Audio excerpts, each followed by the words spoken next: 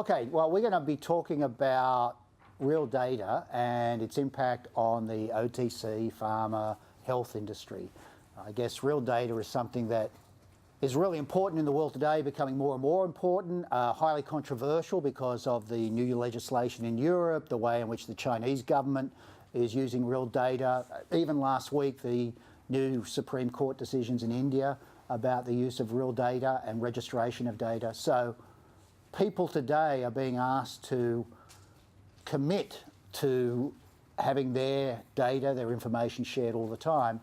The big trick is how do manufacturers, brands, etc., use that data.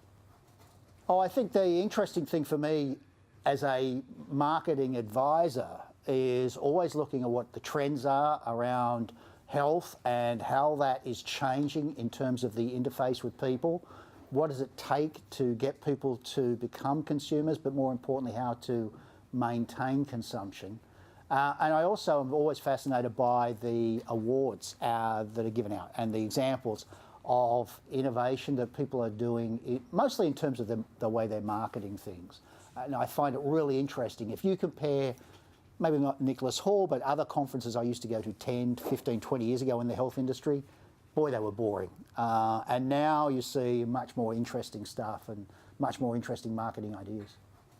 I think the conference is always interesting. It's a good mix of people.